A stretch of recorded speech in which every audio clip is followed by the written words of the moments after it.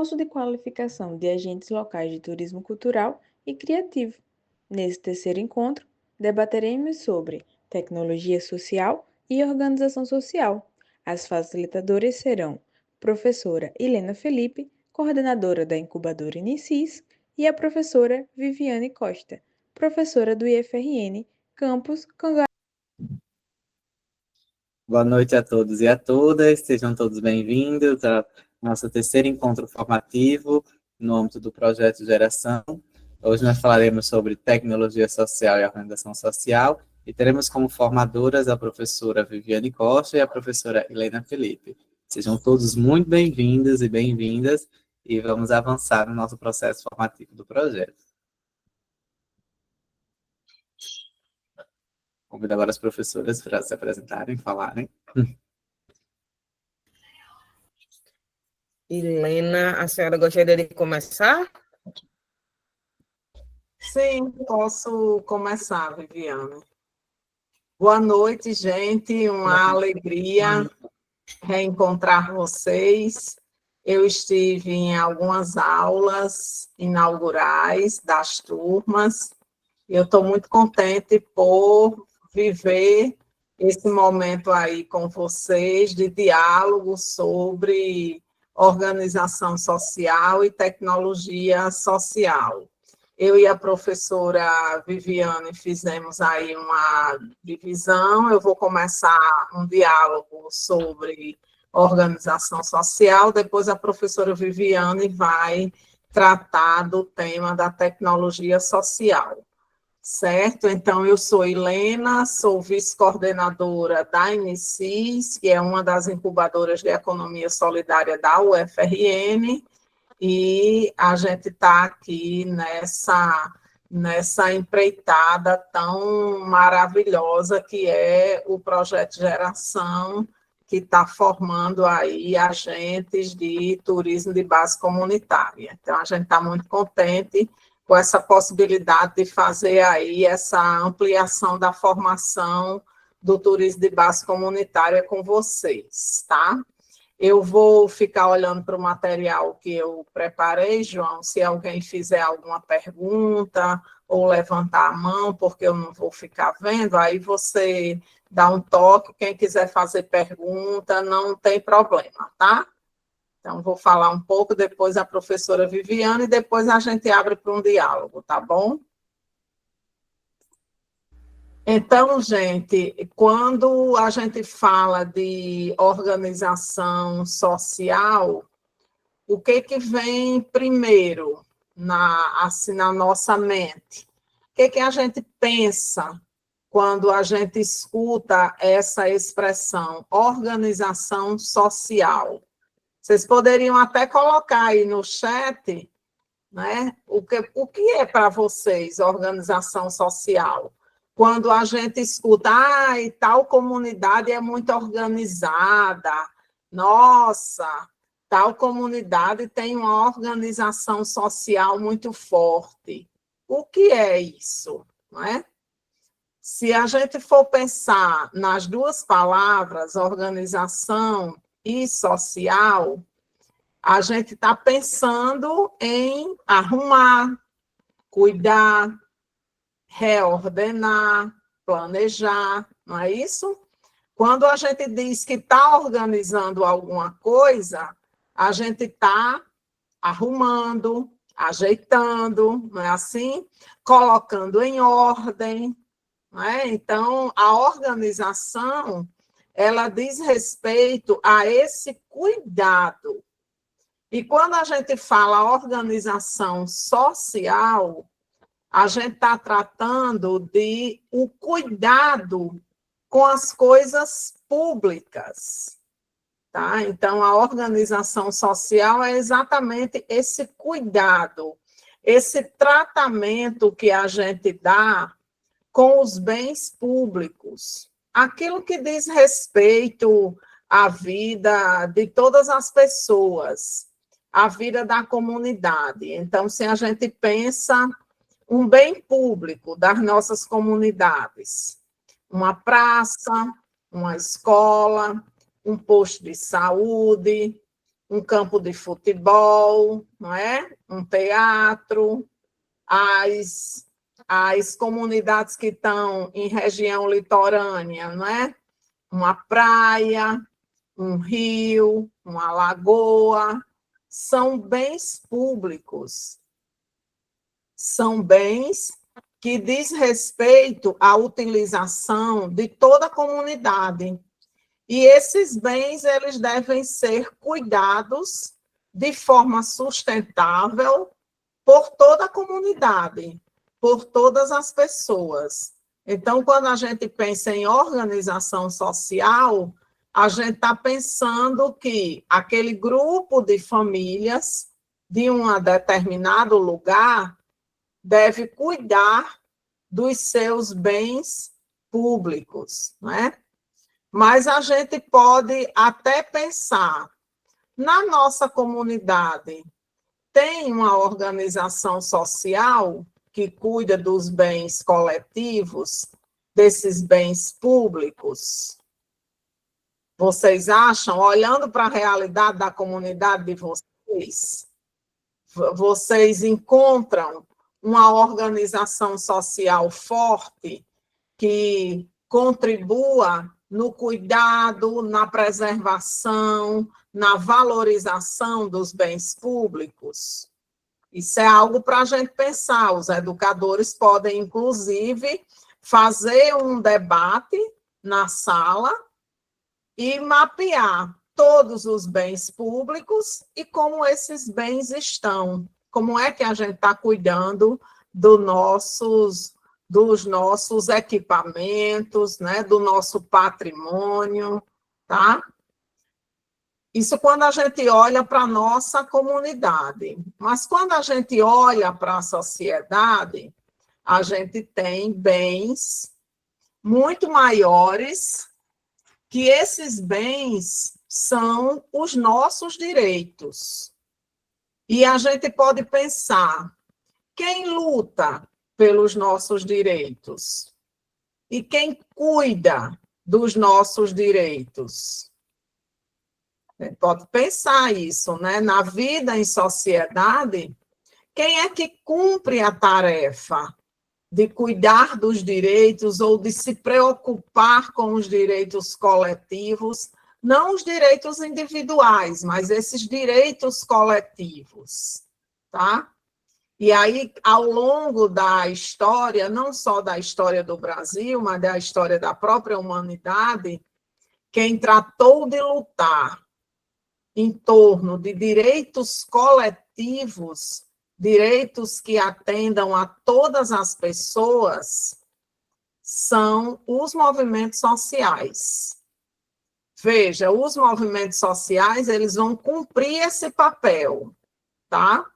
De lutar pelos nossos direitos, tá? De dizer o que está errado e o que pode ser modificado para a gente ter uma vida melhor. Mas aí, se a gente for pensar, o que são esses movimentos sociais, tá? A gente já viu muitas expressões de movimentos sociais na sociedade, né? A gente já viu passeatas, a gente já viu greves, não é isso? A gente já viu manifestações, a gente já viu movimentação nas redes sociais, nós já vimos, né, infinitas bandeiras de movimentos sociais. Então, isso são ações coletivas que os movimentos sociais vão empreendendo na realidade e na sociedade, apresentando como está a vida do povo, quais são os problemas e quais são as políticas públicas para resolver aqueles problemas. A gente pode pensar, por exemplo, no direito à educação, tá? Como vocês são bem jovens, quando vocês nasceram, a mãe e o pai de vocês já se preocupou, olha, vamos colocar nosso filho, nossa filha na escola. O direito à educação para as famílias pobres foi um direito conquistado pelos movimentos sociais. Não foi porque o governo é legal e está lá uma escola pública para a gente estudar. O direito à educação, como o direito à saúde, que é o nosso Sistema Único de Saúde, e tantos outros direitos, eles só foram possíveis por causa da ação dos movimentos sociais. Voltando ao exemplo da educação, no início do século passado, teve um movimento muito importante no nosso país, chamado Pioneiros da Educação. Esse movimento ele vai dizer para a sociedade, dizer para o Estado brasileiro que todas as pessoas deveriam ter acesso à escola e que a escola deveria ser dever do Estado. Mas aí o que acontece? Estamos falando do início do século passado. Só quem tinha direito à educação eram as pessoas ricas, filhos de latifundiários, né? Filhos de deputados, né? Então, só as pessoas ricas tinham direito à educação no início do século passado, no início da nossa República. E aí, os pioneiros da educação vai ser um movimento que vai pressionar o Estado para que a gente tivesse direito à educação. Por isso que hoje, a geração de vocês pode se matricular em qualquer escola que tem vaga e fazer, né, o ensino fundamental e o ensino médio, né? Com a prova do Enem, vocês têm acesso à universidade, que também é pública, né? Veja, a gente acessou esse direito por causa dos movimentos sociais.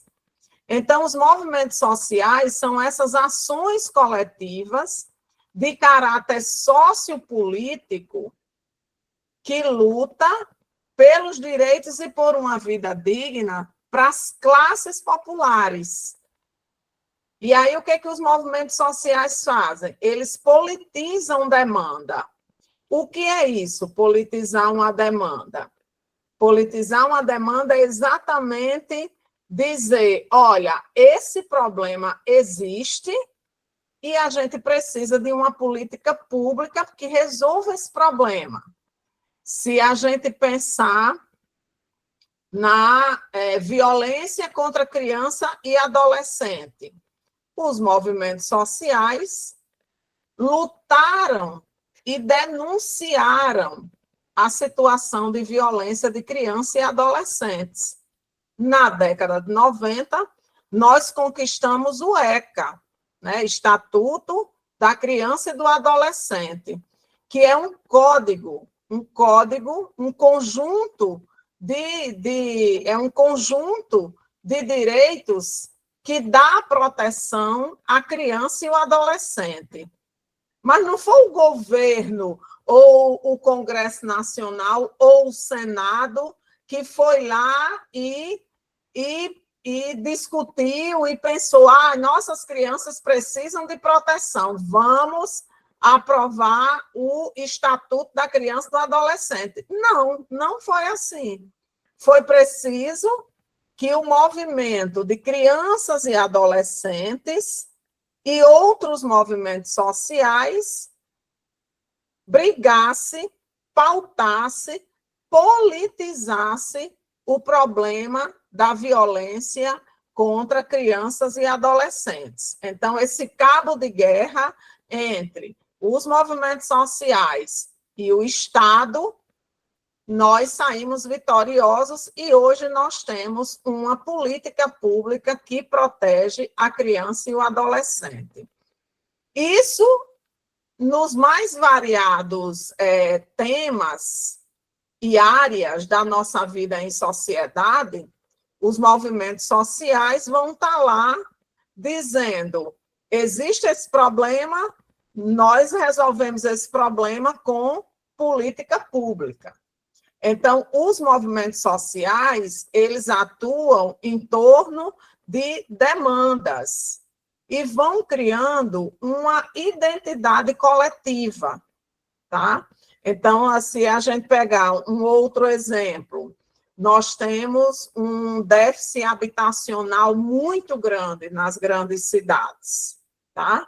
Então, muita gente vive em situação de rua e muitas pessoas moram em condições muito precárias. Isso significa que existe um problema real, que é o problema da moradia. Então, quem é que vai organizar essas populações que estão sem moradia? O movimento social de luta por moradia. Então, vocês percebam que a cada grande problema que nós temos na sociedade, existem movimentos sociais. Então, a gente pode dizer que os movimentos sociais, eles são compostos, né? Eles pertencem às classes populares, porque não são os ricos que vão lutar pelos nossos direitos. Quem vai lutar pelos nossos direitos somos nós, através da organização política, da organização coletiva, tá? Então, do mesmo jeito que eu iniciei falando da organização social, do cuidado com os bens coletivos na nossa comunidade, nós temos também esse cuidado com os bens coletivos na vida em sociedade, tá? A turma de Catu pode dar vários exemplos, né, da luta dos povos indígenas, não é isso? Pode aqui colocar para a gente, socializar conosco a experiência, né, da luta pela permanência em seus territórios, que está constantemente ameaçado. O território dos povos indígenas está constantemente ameaçados. Daí essa importância dos movimentos sociais. Os movimentos sociais, eles constroem uma ideia, né? Constrói um conjunto de princípios, de valores, de ideias, que são valores e ideias que propicia, ou que deve propiciar, uma vida digna para a maioria da população, ou para as classes populares, digamos assim, porque os ricos não fazem movimento social porque eles não precisam.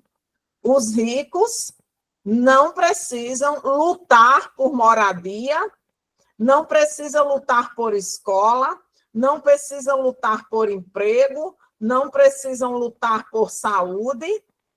Quem precisa lutar por isso são as classes populares. E, para isso, as classes populares se organizam coletivamente e constituem ali movimentos sociais. Então, nós temos, né, uma infinidade de movimentos sociais na nossa sociedade. E ainda bem que a gente tem, viu? Porque nossa vida estaria pior se não fosse a ação dos movimentos sociais. Só esse exemplo que eu dei da educação, porque a gente nem imagina, é tão natural para a gente, não é? Fazer a matrícula em uma escola, ser recebido por uma escola, ter o material dessa escola, a gente nem imagina que no início do século passado, em 1910, um grupo de pessoas lutou para que hoje a gente tivesse esse direito à educação, tá? Da mesma forma que um grupo, na década de 40, 30 e 40, lutou para que hoje a gente tivesse estabelecido o Sistema Único de Saúde, o SUS. O SUS não é porque nenhum direito da classe trabalhadora ele chega para a classe trabalhadora, para as classes populares, por obra, graça e gratidão de governos municipais, estadual e federal. Nenhum. Todos os direitos teve um processo de luta coletiva na nossa sociedade. Então, na década de 1930, 1940, a gente já constituía ali movimentos de luta em defesa de uma saúde pública que atendesse o povo pobre, tá? Então, a gente tem um SUS. Hoje, a gente olha para uma UPA, vai ser atendido numa UPA, ela tem uma infinidade de problemas, a UPA, mas a gente tem acesso. E a gente só tem acesso por causa dos movimentos sociais. Se a gente pensar também na década de 1930, 1940, nós vamos ter ali o acesso aos direitos trabalhistas e previdenciários. Então, teve muita luta sindical, que é o movimento sindical que luta pelos direitos trabalhistas e previdenciários. Nós tivemos muita luta para hoje a gente ter direito à carteira assinada e um conjunto de benefícios. Claro, esses conjuntos de benefícios e direitos trabalhistas e previdenciários estão todos ameaçados, mas a gente permanece na luta. O movimento sindical ele é organizado nas mais diferentes áreas, nos mais diferentes setores produtivos, exatamente para manter e para brigar pela efetivação desse direito que foi conquistado em 1941. Então, vocês vejam da importância dos movimentos sociais no trato, no cuidado e na proteção dos bens coletivos. Aí a gente pode pensar, quem é que constrói os movimentos sociais? Quem constrói são exatamente homens, mulheres, jovens, crianças, adolescentes, constituintes das classes populares, que vivenciam todos os dias os problemas do maltrato com a coisa pública.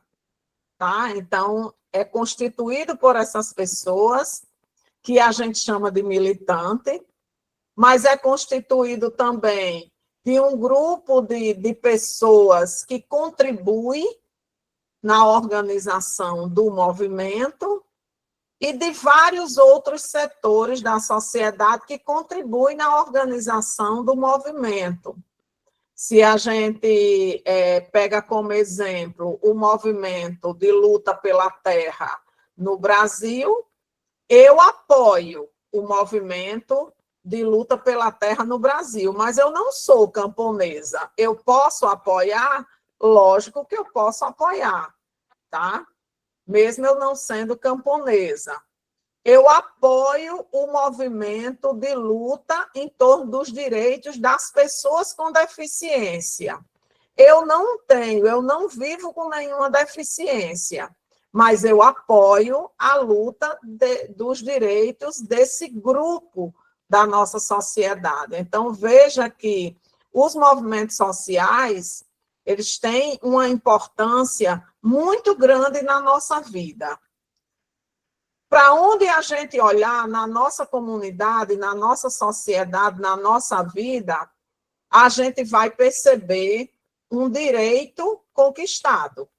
Tá? Eu dei 2 exemplos aí, o da educação e o da saúde. Os direitos trabalhistas também. Tem um conjunto de direitos, né? Vocês sabem que a violência contra a mulher, ela é uma marca muito cruel na nossa sociedade. O patriarcado, o machismo, a misoginia, são marcas muito violentas e dolorosas na vida das mulheres. A gente conquistou a Lei Maria da Penha. Então, a Lei Maria da Penha foi um processo de muita organização política das mulheres. Se não fosse essa organização das mulheres denunciando as mais variadas formas de violência, a gente ainda estaria morrendo no ambiente doméstico sem nenhuma proteção. Mas a Lei Maria da Penha é exatamente um direito conquistado através da ação dos movimentos sociais. No caso específico, do movimento feminista e do movimento de mulheres. Então, os movimentos sociais têm uma importância muito grande na vida em sociedade, exatamente pelo cuidado e proteção dos bens públicos e também em torno dos direitos para que a classe trabalhadora tenha uma vida melhor, uma vida digna. Então, a gente tem os mais variados tipos de movimentos sociais. Vocês podem citar aí vários, vocês podem citar movimentos que vocês conhecem, né? Se a gente for pensar a luta por direitos sociais, nós vamos ter o movimento sindical, nós vamos ter os movimentos de luta pela terra, nós vamos ter o movimento de economia solidária, o movimento de luta por moradia, o movimento de luta por uma transição energética justa, porque a gente não concorda com a energia eólica e a energia solar, que tem causado impactos negativos significativos no meio ambiente e na vida social. Então, existe um movimento social que vai se contrapor ao avanço da energia eólica, ao avanço da energia solar, que tem causado danos significativos ao meio ambiente e à vida em sociedade. Nós vamos ter um movimento social muito importante, que é o movimento da agroecologia, porque a agroecologia vai ali denunciar. Já chega de comer com veneno. Nós não queremos isso. E a agroecologia vai propor uma produção de alimento sem o latifúndio, sem veneno e sem monocultura. Vai propor uma forma de trato com a natureza que todos nós compomos a natureza, inclusive os seres humanos, que se acham donos da natureza e destroem a natureza. Então, o movimento da agroecologia é um movimento muito importante hoje na nossa sociedade, porque hoje cada cidadão e cidadã brasileiro e brasileira está consumindo 8 litros de veneno por ano. Isso significa que todos os dias a gente vai adoecendo. Aí daqui a pouco aparecem determinados problemas de saúde que a gente não sabe de onde foi. Mas é por causa do padrão alimentar ultraprocessado que a gente tem consumido diariamente. Então, o movimento da agroecologia vai defender essa vida integrada à natureza, respeitando a natureza e convivendo com ela. Outro movimento importante é o movimento estudantil. Com certeza, nas escolas que vocês estudam ou que já estudaram, devia ter ali um grêmio estudantil, não é? Na universidade tem o Diretório Central dos Estudantes, o DCE, e os centros acadêmicos. O movimento estudantil ele é muito importante, porque ele vai dizer para o MEC quais são os problemas e o que o MEC, o Ministério da Educação, tem que fazer para melhorar a nossa educação.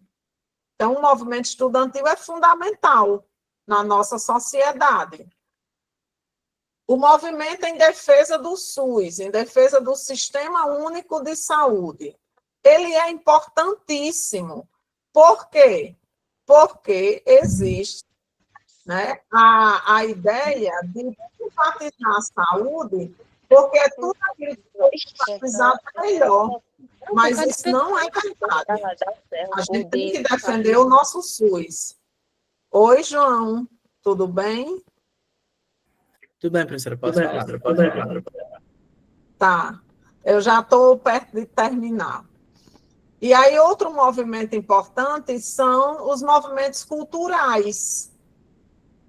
A cultura, de forma geral, ela salva a nossa vida.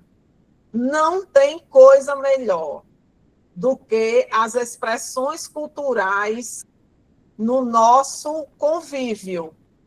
As danças, a música, o teatro, o cordel, né? As nossas tradições, os nossos conhecimentos ancestrais. Então, os movimentos culturais, eles são importantíssimos na vida em sociedade. E os movimentos culturais vão exatamente pautar. O povo pobre, a classe trabalhadora, deve ter direito à cultura. Por que que a gente não tem vontade de ir num teatro? Ou porque a gente não tem acesso ao teatro? Porque quem é muito rico consome determinados bens culturais e impede que as classes populares tenham acesso.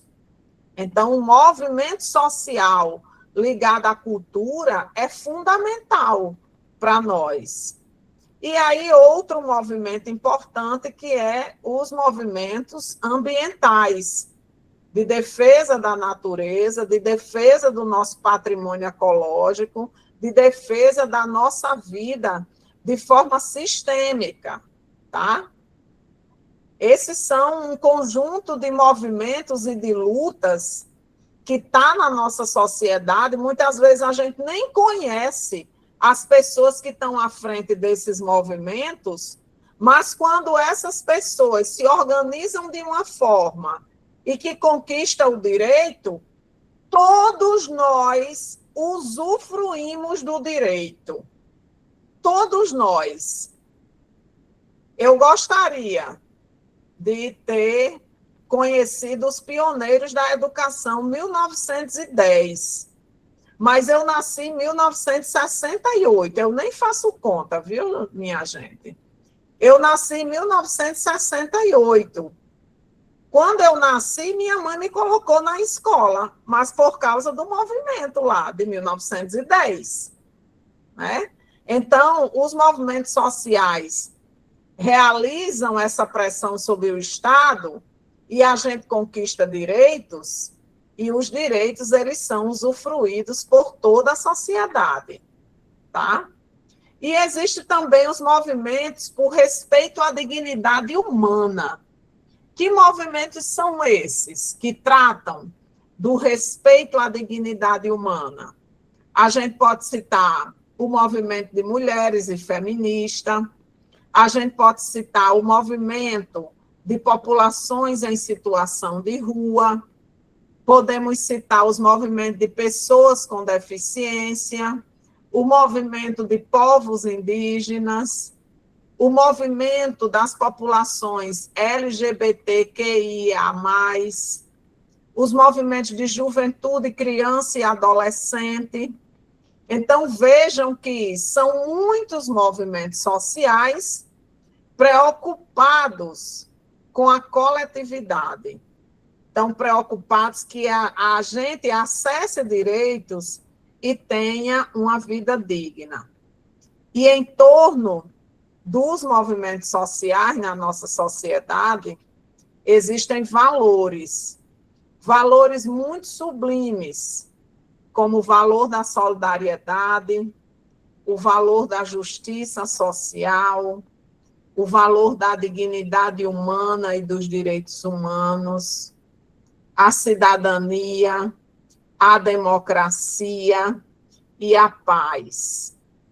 Vejam, às vezes a gente vê uma manifestação, ou pela TV, ou nas redes sociais, ou na nossa cidade. A gente olha aquela passeata, aquela greve e reclama, fala mal, não é? Mas a gente precisa ter a consciência que aquelas pessoas estão ali organizadas, não olhando para o seu próprio umbigo, mas estão preocupadas com toda a coletividade, com toda a sociedade. Então, os movimentos sociais, eles têm essa importância crucial na nossa vida. É uma importância crucial. Parte do que nós temos hoje, a gente só tem porque teve movimento social na nossa sociedade. Por isso que é importante a organização social. Voltamos para a nossa organização social, que a gente iniciou falando dela. Imagina vocês, em uma das aulas de TBC, listar os problemas coletivos da comunidade de vocês. Vocês vão listar e depois vocês vão construir estratégias, ações para resolver esses problemas coletivos. Imagina esse problema coletivo resolvido, como vai ser bom. Como vai ser bom, certo? Então, a organização social e os movimentos sociais têm essa importância na nossa sociedade, né? O acesso ao direito e à vida digna é exatamente pautado pelos movimentos sociais, nas mais diferentes setores, nas mais diferentes áreas. Ok? O que vocês acharam? Tem alguma coisa aí no chat, Joãozinho? Até o momento, ninguém escreveu nada. Não estou escutando, Joãozinho. Peraí, agora foi melhor. Até o momento ninguém tinha falado, não. Só a Rayane colocou que todo movimento social surge de uma necessidade e que em Currais Novos tem o chamado Seridó Vivo em relação com a eólica. Isso, exatamente, Rayane. Exatamente. Seridó Vivo é exatamente esse movimento que vai dizer a eólica não nos serve. Nós precisamos de uma transição energética justa e sustentável. Ok? Então, eu agora convido a professora Viviane para conversar conosco sobre tecnologia social. E depois vocês vão dizer aí o que achou desse nosso bate-papo, né, Viviane? Estava aqui me roendo, professora, querendo participar, porque eu não sei ficar calada, eu querendo interagir. Mas, enfim. Pois é, gente, boa noite a todos e a todas, a todas as pessoas que estão presentes nesse momento tão rico, né, de partilha, de conhecimento. Estava aqui só encantada com a sua aula, professora, com a sua discussão, querendo interagir, mas é assim, faz parte, né? Então, vamos falar um pouquinho. João, você vai projetar? Você consegue? Falar um pouquinho sobre as tecnologias sociais, que tem tudo a ver com o tema, né, dos movimentos sociais. É através dos movimentos sociais, né, através dessa inquietude das comunidades que surge a tecnologia social, né? Mas que bicho é esse, né? Que danado é isso? O que é tecnologia social? Alguém aqui já ouviu falar, ou poderia me dar um exemplo de uma tecnologia social que vocês observam no dia a dia de vocês, na comunidade de vocês, no bairro, sei lá, no município? Alguém conseguiria falar ou escrever ali no chat se conhece alguma tecnologia social? Quem aqui já assistiu o filme O Menino que Roubava Ventos? Alguém já assistiu aquele filme? Será que alguém conseguiria me dizer, assim, sei lá, para vocês, o que seria essa tecnologia social? Seria um computador?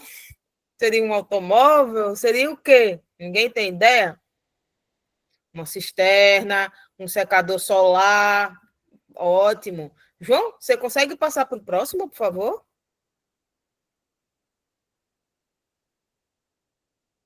Ó, então, tecnologia social é um conjunto de técnicas que tem um objetivo de solucionar alguma coisa, né? Uma técnica, uma metodologia, um processo, um produto, desenvolvido de forma coletiva, né? E aplicado em interação com a comunidade, buscando resolver problemas sociais e promover a inclusão, qualidade de vida e desenvolvimento sustentável. Olha só, em 2016 eu estive em Moçambique.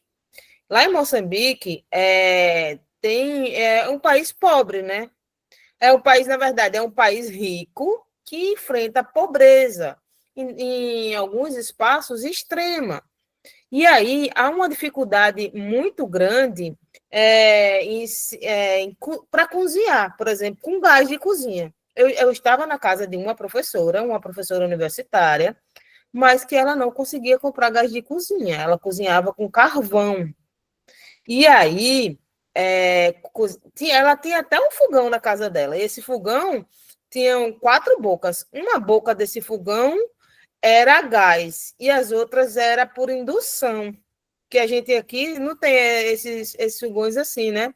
Ou é totalmente por indução, ou é a gás. É como se fosse uma placazinha dentro desse fogão. O fogão é igual ao nosso, de 4 bocas, só que ela não usava a energia e ela não usava o gás, ela usava o carvão no quintal da casa dela para fazer comida, porque o gás lá era muito caro. Será que existia alguma solução para isso? Será que através dessa metodologia, dessa técnica, desse produto, a gente poderia melhorar o acesso ao gás? E será que essa é uma realidade lá de Moçambique? Será que aqui também a gente não tem essa dificuldade? Será que aqui as pessoas têm dificuldade de comprar um botijão de gás porque está em torno de R$ 150? E aí quem ganha o salário mínimo para pagar um botijão de gás, para pagar energia, para pagar água, às vezes o aluguel, o deslocamento, biodigestores, isso mesmo, os biodigestores. E essa produção com o biodigestor, a gente pode usar como fonte energética o que a gente produz em casa, as cascas, sementes, talos, até as fezes dos animais que iam ser colocados fora, entra nesse processo para produzir o gás, o metano, né? Produzir lá o gás que vai chegar à nossa mesa, que vai chegar, na verdade, que vai chegar ao fogão que vai produzir o alimento. Então, assim, a tecnologia social tem esse objetivo, encontrar um problema e, consequentemente, uma solução, né? Como aqui essa definição fala, né? Tecnologia social é um conjunto de técnicas, de metodologias, de processos ou produtos desenvolvidos de forma coletiva, né? No início eu perguntei, alguém aqui já assistiu aquele filme Menino que Roubava Ventos? Alguém? Alguém conseguiria levantar a mão aí dizendo se assistiu ou não? Sabe de que se trata? Por que esse menino foi roubar o vento? Que, na verdade, não é exatamente roubar, né? É um tema para chamar a atenção de um jovem, de um estudante, né? Que queria resolver um problema que a comunidade dele passava, né? A falta de água, né? Então, assim, ele conseguiu tirar do ar a água. Enfim, é um filme bem legal, né? Então, assim, que mostra que quando a gente tem uma necessidade, ele fez uma tecnologia social, justamente. Então, João, você consegue passar para o próximo? Então, qual é o objetivo da tecnologia? Um biodigestor. Alguém falou aqui de um biodigestor, né? Aqui nessa primeira imagem temos um biodigestor caseiro. Eu posso ter um biodigestor comprado, um biodigestor pronto, como tem no Hotel Escola Barreira Roxa, né? No Hotel Escola Barreira Roxa, a gente tem um grande, como se fosse um grande saco, assim, de plástico grosso, que vai recebendo o lixo que é produzido tanto pela escola quanto pelo hotel, e ali vai gerando o gás, e esse gás que é gerado é canalizado para as salas de aula da escola, né? Do Hotel Escola Barreira Roxa, do Hotel Senac Barreira Roxa. E aí, só que essa primeira aqui imagem mostra que é possível fazer um biodigestor caseiro, é possível levar gás para uma família que tenha dificuldade de comprar, que tenha dificuldade financeira, que seja uma família que esteja em situação de vulnerabilidade social, e aí, através dessa tecnologia, essa família ter acesso ao gás através do que ela produz mesmo em casa, dos alimentos que ia ser jogado fora ou que ia ser utilizado para fazer uma horta, por exemplo. Então, resolver problemas sociais. O gás é um problema social, né? A professora levantou, falou, né, sobre a questão das moradias no Brasil, que é um outro gargalo que a gente tem. Existem diversos movimentos, né, que lutam pelas moradias. Quando eu era professora no IFPB, a gente tinha um projeto lá, junto com as professoras de arquitetura e de urbanismo, que era de bioconstruções. E aí esse projeto de bioconstruções ensinava as pessoas dos movimentos sociais quilombola, indígena e dos moradores urbanos que não tinham casa a construir suas casas através de tecnologias sociais. Quais eram essas tecnologias sociais? Taipa de mão, que a gente chama de casa de taipa, né? Só que quando ela é bem construída, ela tem uma grande durabilidade. Eu não sei se alguém aqui já ouviu falar ou teve a oportunidade de ir em Ouro Preto, em Minas Gerais. As casas do centro histórico de Ouro Preto são de taipas. Você olha assim e você não diz nunca que aquelas casas ali são de taipas. Inclusive, são casas que hoje, de 2 pavimentos, primeiro andar, 2 andares e tal, que abrigam pousadas, hotéis, e são casas que foram construídas no período da exploração do ouro ali naquela região.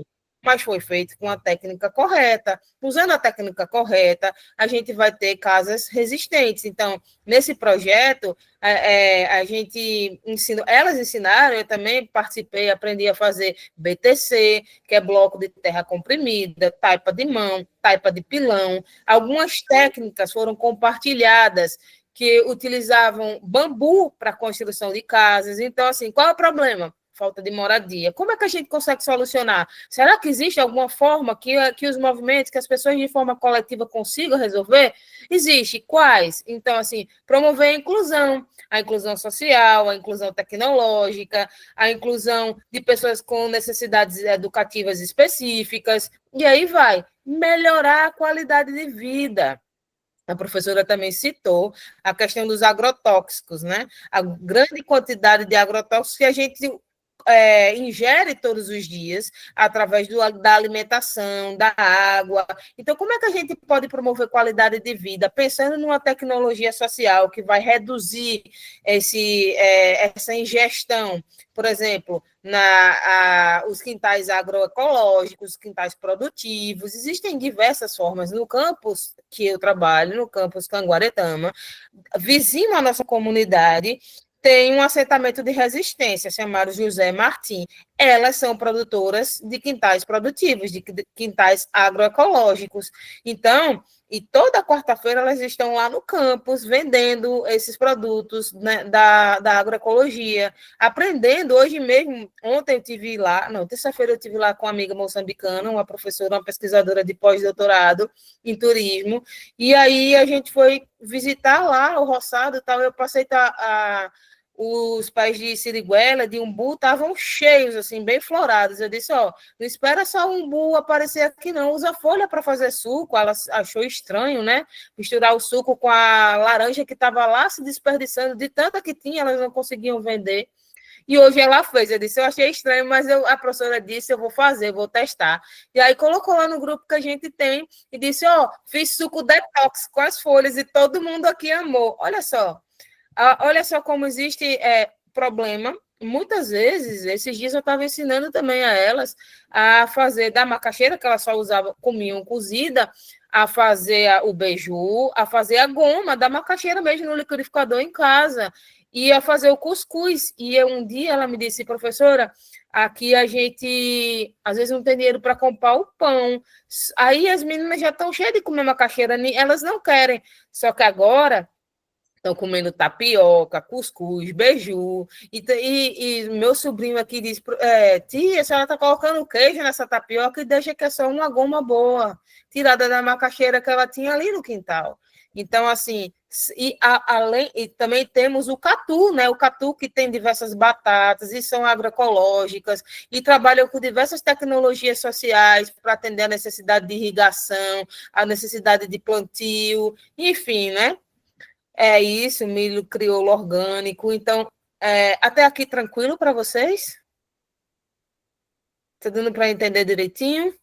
João, dá o feedback aí? Beleza. Pode passar para o próximo, por favor? Então, difere das tecnologias convencionais, por quê? Porque são simples, acessíveis e de baixo custo. Por exemplo, uma irrigação, né? Aqueles chuveiros de irrigação, as mangueiras de irrigação são muito caras. Muitas vezes, pedaços de cano que ia ser jogado fora, garrafas PET, são utilizadas para fazer essa irrigação. E aí, ó, observem, simples, acessível, de baixo custo. Por exemplo, um forno elétrico. Um forno elétrico não, um forno a gás, ó, desculpa, a solar.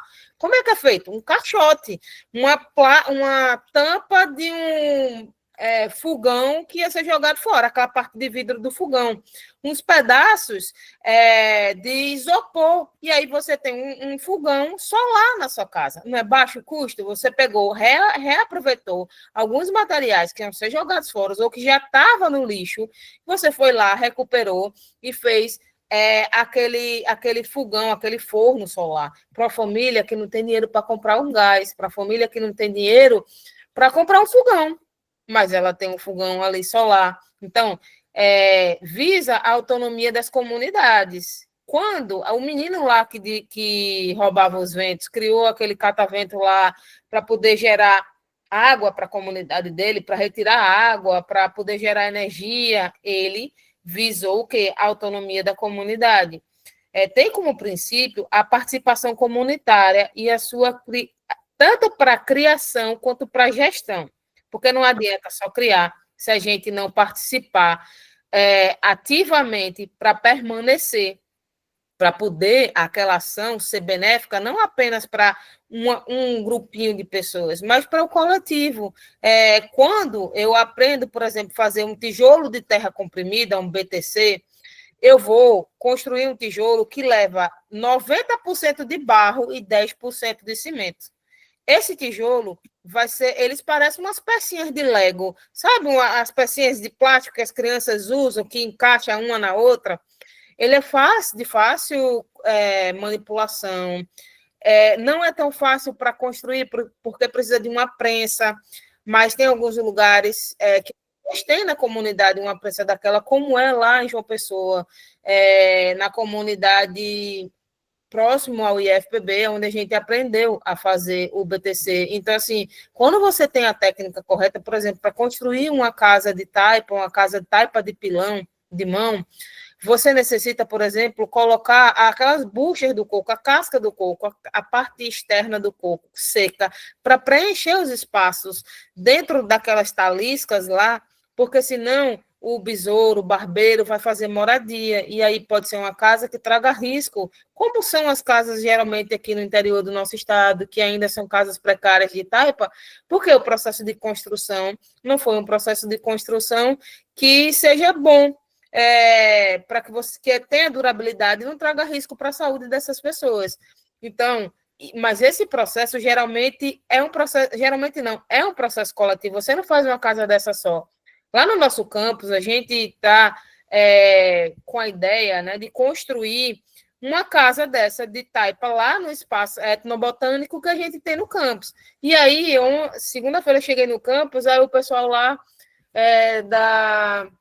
dos terceirizados chegaram para mim e disseram: professora, a senhora vai construir uma casa de taipa aqui no campus? Eu disse: estamos em coletivo, pensando nessa ideia, um espaço, né, que representa o local onde a gente está, vamos ter um fogão a lenha. Ele disse: pois os terceirizados já estão prontos para ajudar a senhora e o outro professor que está com o projeto, a gente vai participar do mutirão, a gente vai lá construir a casa com vocês, porque isso nos representa. Olha só que legal.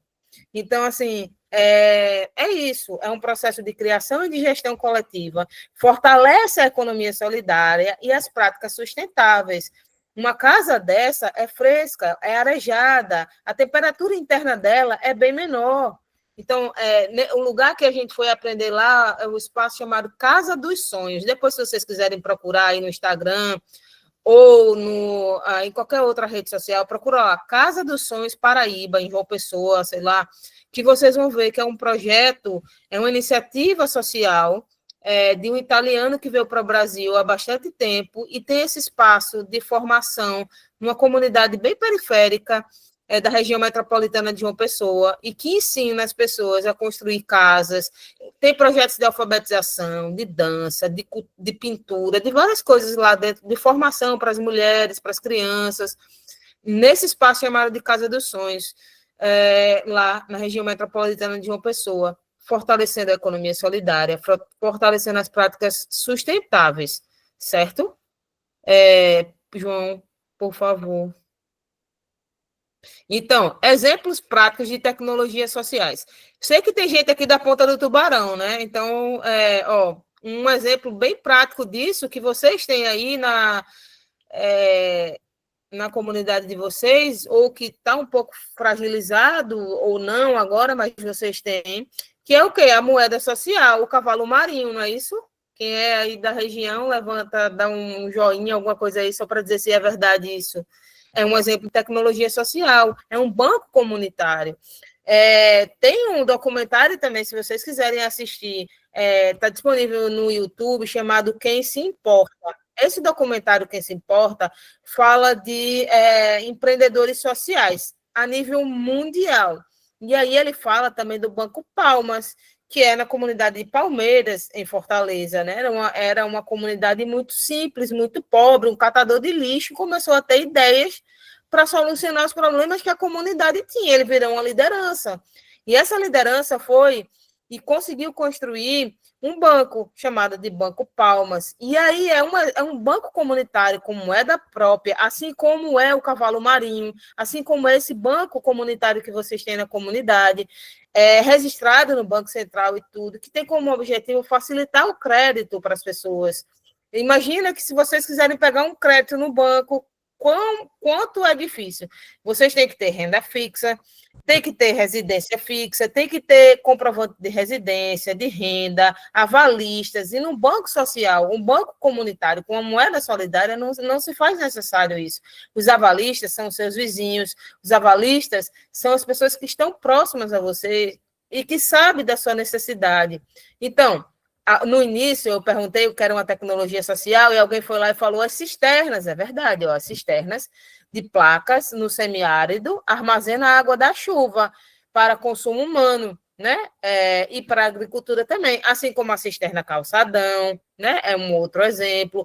Banco de sementes, alguém aqui já ouviu falar sobre os bancos de semente crioula, banco de semente que não tem transgenia? Acho que alguém aqui já ouviu falar, né? Dá um joinha aí quem já ouviu falar desses bancos de semente. Quanto que eles são importantes, né, Rayane? Quanto que eles são importantes para a nossa vida? São sementes que não teve modificação, são sementes que representam o nosso lugar. Por exemplo, mais um exemplo de Moçambique. Estive em Moçambique em 2016, né, como eu já tinha dito. Lá eles só têm o milho branco, né? Eles não têm mais o milho amarelo extinguiu-se, não existe mais, pelo menos na região que eu estava, na região de Inhambane, eles não usam o milho branco. Então, aqui a gente tem o milho branco, a gente tem o milho amarelo, a gente tem o milho peruano também sendo plantado aqui na nossa região. A gente tem alimentos que não foram colonizados, né? A gente fala dos alimentos, as plantas alimentícias não convencionais são alimentos que não foram colonizados, que estão aqui e que você comumente não encontra na prateleira do supermercado, como, por exemplo, a batata cenoura, a batata beterraba, a batata branca, né? Então, o fruta-pão, né? Não é um alimento que você comumente consegue achar no supermercado, com facilidade, geralmente ou na BR, nos canteiros, né, das ruas, que alguém tem acesso a esse alimento, ou em comunidades. como é o caso do catu, que tem um monte, assim como essas batatas que eu estou me referindo também. Então, banco comunitário de sementes, educação de jovens e adultos em alternância, eu falo um pouquinho mais sobre isso já já. As moedas sociais e os bancos comunitários. No estado, a gente tem hoje o cavalo marinho, mas já teve o Gostoso, em São Miguel do Gostoso. As hortas urbanas e comunitárias. No final também vou passar um videozinho para vocês sobre essas hortas urbanas e comunitárias, tá? João, se você puder passar para o próximo, por favor. Então, e o que seria essa EJA em alternância? Alguém já ouviu falar sobre isso? Alguém teria ideia o que seria essa alternância, a pedagogia da alternância, a educação de jovens e adultos em alternância? Vocês estão vendo aqui, né? Pode até, a partir desse slide aqui, ver essa definição. No nosso campus, mais uma vez também um exemplo do campus do IFRN, Campus Canguaretama, nós temos meu Deus, agora deu um branco. A LEDOC, Licenciatura em Educação do Campo. O nosso curso de Licenciatura em Educação do Campo trabalha com a pedagogia da alternância. Não é educação de jovens em alternância, mas é a pedagogia da alternância.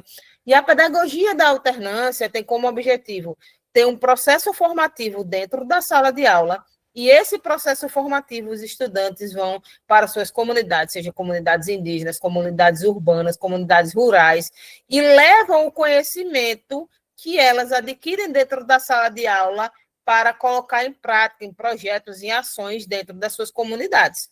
E aí, depois de um tempo, né, digamos assim, 15 dias dentro da sala de aula, 15 tempo sala, né, aqui fala que tempo escola, depois tempo comunidade. E aí ela vai para o tempo comunidade, ela vai para esse espaço na sua comunidade desenvolver ações, desenvolver projetos que possam melhorar a obtenção de água, de energia, a produção de alimentos, sei lá, de repente, hortas e tudo mais, assim, melhorar a vida em comunidade através do que aprenderam no tempo escola.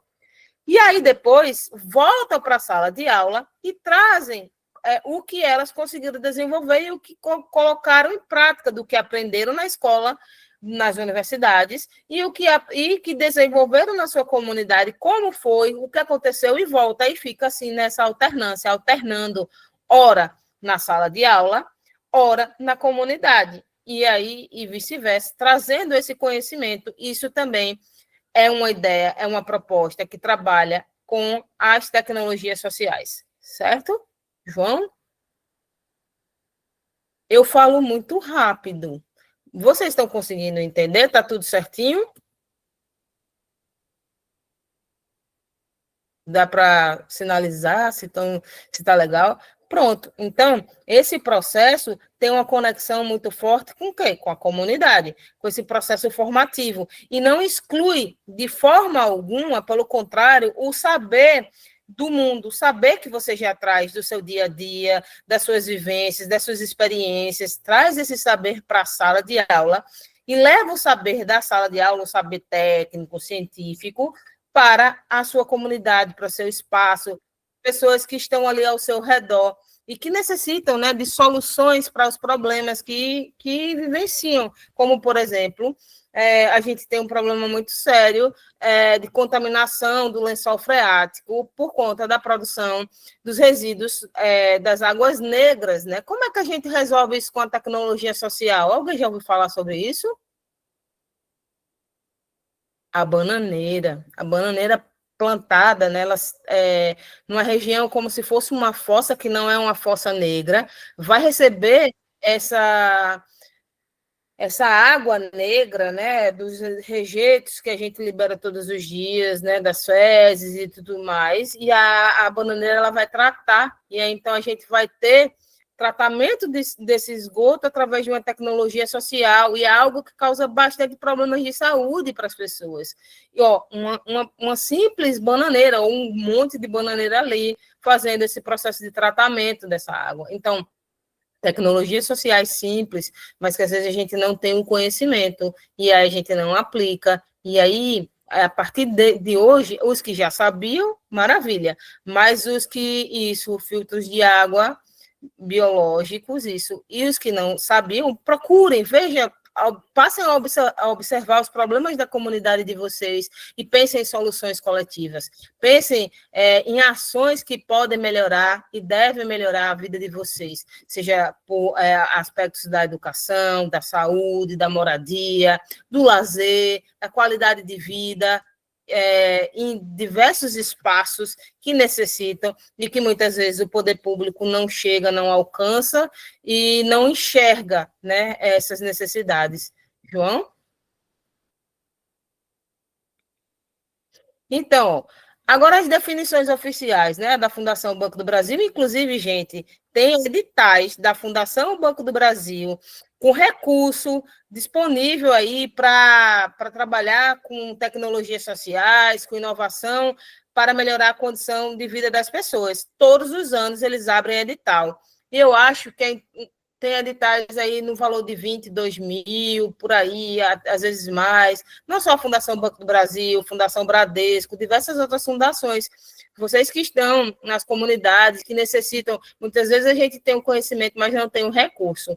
E aí, através de editais, é possível alcançar esses recursos, Santander, né, entre outros, que tem aí esses editais, e a gente pode concorrer não só editais a nível de Brasil, mas editais internacionais, como a França mesmo tem um fundo de desenvolvimento internacional que custeia projetos a nível de mundo. Então, é bem importante ficar de olho nessas chamadas e para poder a gente alcançar e chegar ao recurso, né? Então, as definições do Banco do Brasil, tecnologia social, do Banco do Brasil não, da Fundação Banco do Brasil. Tecnologia social é um conjunto de técnicas e metodologias transformadoras, desenvolvidas e ou aplicadas na interação com a população e apropriadas por elas, né? Elas se apropriam delas, né?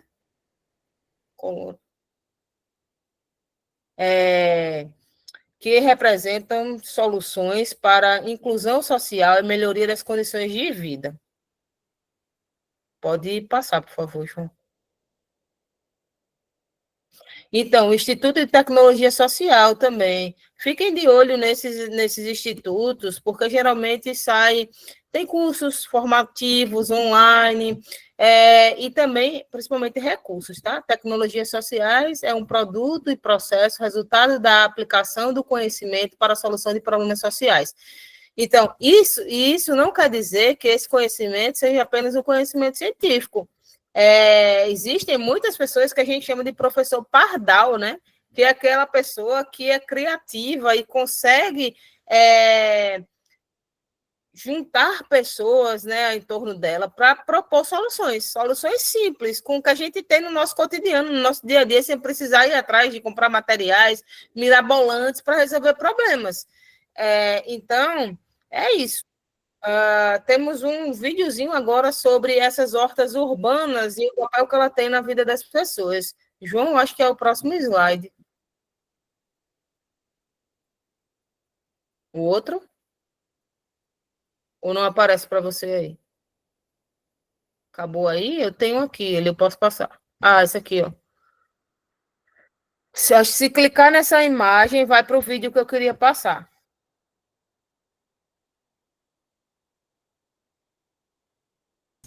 Professora, será que vai passar um vídeo sobre as hortas, não é assim? Isso, então, acho que... Eu vou precisar alterar o compartilhamento, só um minuto, tá? Tá, é isso aí. Vou liberar agora. Urbanas são consideradas uma boa alternativa para melhorar a segurança alimentar em todo o mundo.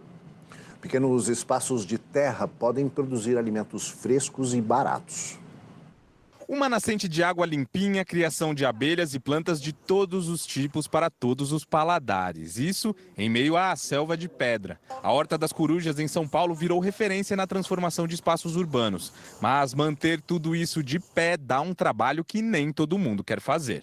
Toda a horta vive no limite da sobrevivência e muitas já desapareceram porque faltam os arrimos, né? Então, quando uma pessoa sai, às vezes, a horta acaba, porque aquela pessoa estava cuidando praticamente sozinha. Esse cenário é o mesmo em diversas outras regiões da cidade de São Paulo. E fora daqui, também existem bons exemplos do uso de terrenos urbanos para a produção de alimentos. Um estudo patrocinado pela FAPESP comparou a prática de hortas em São Paulo e em Melbourne, uma das maiores cidades da Austrália.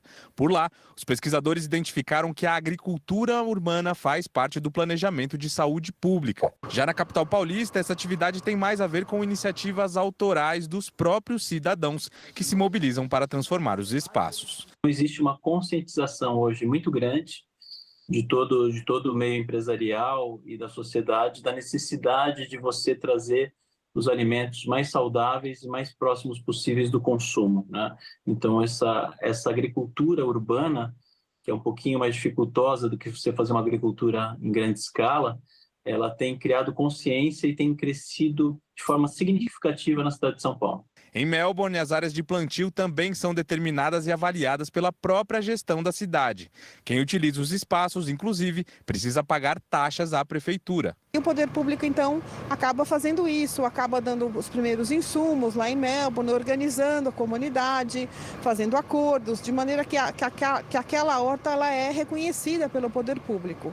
Aqui a gente sabe que tem muito problema em relação a isso, tem até questões de despejo de hortas que estão acontecendo na cidade de São Paulo. Na Austrália ou aqui, os benefícios das hortas urbanas para a população são incalculáveis. Entre eles, a melhoria da permeabilidade do solo, uma alimentação mais saudável e a diminuição da emissão dos gases do efeito estufa.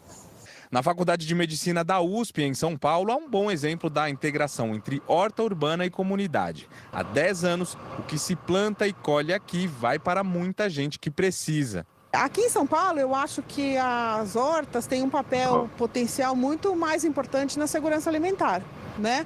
Então, nas periferias da cidade, as hortas têm um potencial gigante de contribuir para a melhora da segurança alimentar e acesso ao alimento fresco. E com um pouco mais de atenção do poder público, tudo isso pode ficar ainda melhor. Uma horta como essa é um lugar muito seguro, porque tem sempre gente trabalhando, tem sempre gente olhando. As pessoas que frequentam aqui conhecem a movimentação do lugar. Seria, inclusive, uma política pública de segurança pública bem interessante. Você nunca mais vai perder uma venda no cartão depois disso. O TAP da Infinity Pay transforma seu celular com Acho NFC. Que é isso, João. Pronto. É isso, pessoal. Acho que essa fala agora, né, da questão das hortas, não só urbanas, mas espaços rurais. Acho que tem muita gente passando necessidade, tem muita gente em situação de vulnerabilidade social, tem muita gente, né, em situação de inanição mesmo, que não consegue se alimentar. E espaços produtivos como esse pode ser uma alternativa aonde quer que a gente esteja.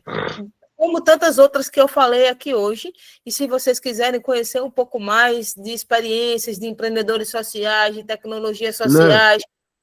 Oi?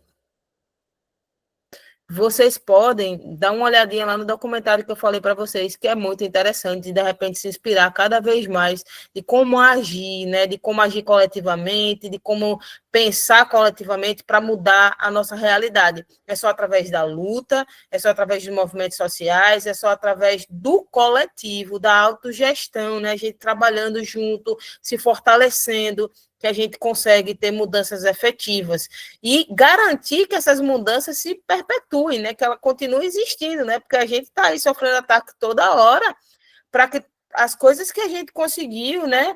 Garantias, CLT, né? Carteira assinada, professores aí com a reforma da administrativa, né? Tendo seus direitos aí ameaçados e tudo mais, a gente precisa lutar. E a gente precisa entender que só através da luta, da participação, do movimento de coletividade que a gente muda realidades. O Catu é um exemplo muito forte disso, de pessoas que unidas estão fazendo a diferença no espaço que toda hora, não só o Catu, todos vocês aqui, cada um se parar aqui para conversar e contar a história de vocês, a gente vai ver que são da luta, né? Que estão aí com o objetivo de mudar não só a sua vida, mas a vida das outras pessoas. Não tem a ideia de que farinha pouca, meu pirão primeiro, não. Pelo contrário, né? Vamos dividir a farinha pouca, vamos se mobilizar, vamos agir de uma forma que a gente consiga trazer benefícios para o coletivo. E assim, tantas pessoas fizeram na história da humanidade. A pessoa está falando do movimento lá, Anísio Teixeira, Escola Nova, estava lá com tantos outros, né, unidos para mudar a história de acesso à educação no Brasil, de como essa educação chega até as pessoas. Paulo Freire e tantos outros fizeram isso, e a gente deve e pode lutar cada dia. Cada dia. Hoje é um dia, um exemplo disso, de que a luta, de que as pessoas, através do movimento, a gente consegue ter êxito. A gente teve a condenação lá de várias pessoas hoje, né, que fizeram tão mal para o nosso país. Então, a gente precisa lutar todos os dias, lutar e fazer a diferença, porque você está lutando por você, por seu filho, por seu neto, e você vai levar dignidade, que é o que a gente busca, dignidade, desenvolvimento, né? Desenvolver de verdade, que as pessoas possam ter uma casa boa para morar, uma casa digna, com acesso à água, com saneamento básico, com energia, que as pessoas possam ter escola, possam ter alimentação, possam ter direito ao lazer, né? Como diz a música, a gente não quer só comida, a gente quer a vida como ela é, né? A gente quer bebida, a gente quer água, a gente quer lazer, a gente quer tudo. A gente quer fazer turismo, e um turismo que seja bom para todo mundo. Que as pessoas conheçam a história das nossas comunidades, que leve essas histórias para o mundo e que a gente possa ter uma vida digna, certo? Então, obrigada, eu espero que tenha sido interessante para vocês, né? Eu gosto do calorzinho ali da gente estar interagindo, mas não é possível, mas pelo menos a gente conseguiu alcançar um grande número de pessoas, e eu acho que isso é importante, e que essa discussão precisa ganhar voz e o mundo, e a gente está sempre na luta ali para continuar resistindo e existindo. Obrigada.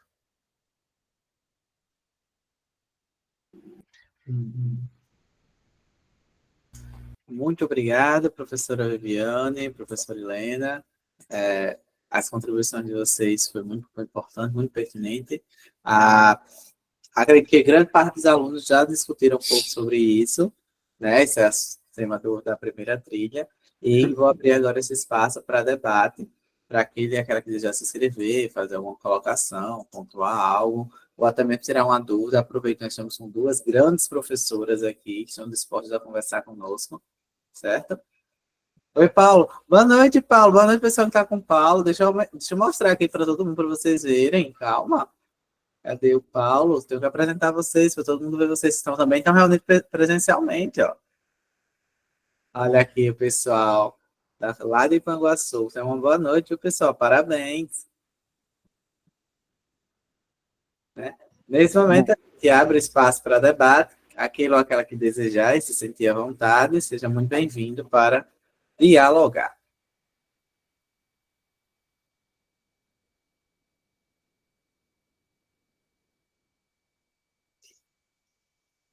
Vou socializar, Ingrid, mas só para ter aqui um momento.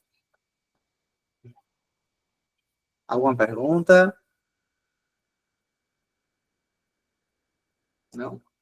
Poxa. A fala da professora foi tão boa que adicionaram todas as dúvidas. Dessa farmácia todinha, eles entenderam mais do que um comprimido, não foi assim? Entenderam tudo, tá tudo legal. Todo mundo participativo. Vocês sejam digibidos. Não pode, não.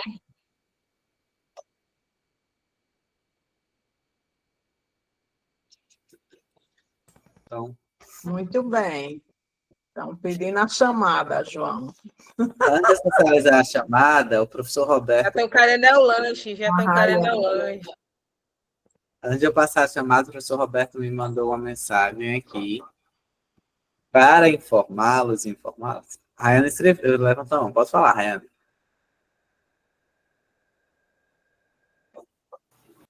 Rayane?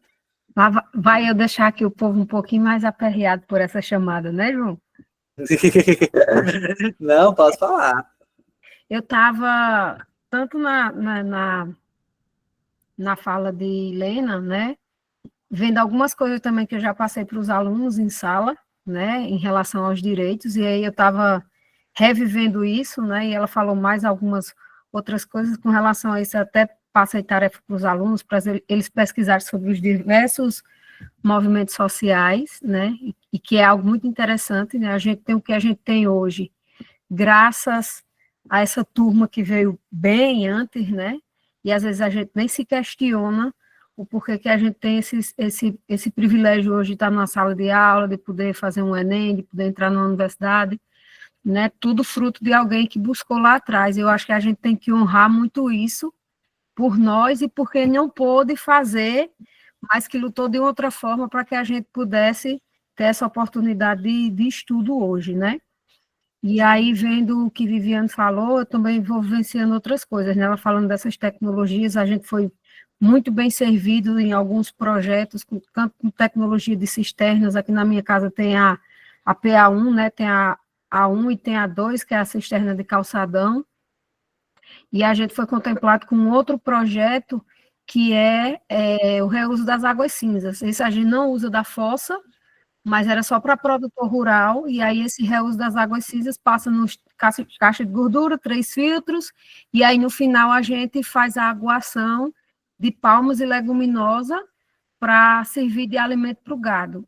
E como é rico, eu sou apaixonada, porque eu tinha visto isso uma vez no Globo Rural, eu era adolescente, e era louca por essa tecnologia, mas nunca chegava aqui. Quando a gente foi contemplado, eu fiquei apaixonada, assim, primeiro porque tira aquela água que é jogada, né, no chão, e aí o quanto que a gente vê de coisa que é irrigada e que vai servir de alimento para o alimento do gado, né? Isso aqui é um projeto amostra, mas para o produtor que ele quer fazer mais, você vê o quanto que você consegue, é um projeto social sustentável economicamente, sustentável socialmente e sustentável, é nos 3 pilares, entendeu? É algo fantástico, assim. E aí, vendo isso, por isso que eu coloquei BNB, Banco do Brasil, então todos eles financiam. Nesse caso, no da gente, foi por via CEAPAC, né, que é o apoio o serviço que apoia aí a produção rural. Geralmente faz projetos nesse sentido, mas existem esses financiamentos via banco, né, para que você possa fazer. Então, eu acho de uma riqueza imensa, assim. Eu fico encantada nessas aulas, assim, com vontade de falar a aula todinha, mas estava aqui só ouvindo. Eu também, viu? Fico aqui coçando a língua, eu sou impaciente, querendo falar, porque você fala uma coisa e lembra outra, tal. E aí, muitas vezes esses financiamentos são a fundo perdido. E outra coisa é que você falou da palma, e quando você falou da palma, eu tinha que falar novamente, porque não serve só para gado, gente. Eu comecei a estudar gastronomia e panificação para poder melhorar as minhas aulas no superior e no técnico, porque eu ministro aulas também de alimentos e bebidas. E aí, eu tinha muita curiosidade, porque lá em João Pessoa a gente tem um projeto, inclusive foi patenteado agora há pouco, de sabores da caatinga. É um professor que trabalha também com economia solidária lá na Paraíba, lá no IFPB. E aí, esses sabores da caatinga, desde lá eu tinha muita vontade. Eu disse, meu Deus, eu quero aprender, porque eu trabalho com a agricultura familiar e não é de hoje. Desde a minha graduação que eu trabalho com economia solidária e agricultura familiar. E muita coisa se perdia porque as pessoas não sabem como usar, e a palma é um elemento desse, que é considerado... No México, a palma é o 3º legume mais consumido. A ONU sinalizou, o ano passado, que a palma era um elemento capaz de reduzir a fome drasticamente no mundo. Porque a palma, se ela for trabalhada da forma correta, você faz tudo. Eu faço pão de palma, beijinho de palma, doces com frutos da caatinga, um monte. E eu ensino isso às mulheres do assentamento, transformar o que elas têm lá, porque muitas vezes passam necessidade, porque acham que o que não tem dinheiro para comprar no supermercado, mas tem uma riqueza imensa, doce de palma, geleia de palma, mousse de palma, eu faço tudo com a palma. Então, assim, não só faço, e eu fui atrás desse conhecimento, não para ficar para mim, pelo contrário, para expandir e compartilhar, porque conhecimento a gente não suvina, e então a gente divide. E aí você falou, é uma tecnologia social. Muitas vezes ensinam o agricultor a plantar e alimentar o gado, mas esquece de dizer que ali também é alimento humano e é alimento saboroso, é alimento que está na mesa dos grandes restaurantes, está na mesa e está na televisão aí direto nos realities de gastronomia, os chefes, grandes chefes a nível mundial utilizando palma para fazer alimento. É uma tecnologia social também, porque ajuda a reduzir a fome, a desigualdade social, enfim, e principalmente a desnutrição, porque ela é riquíssima. Enfim, gente, se deixar eu falar a noite toda, tá? É porque você me falou um negócio aí já veio outro na cabeça e aí eu vou só falando.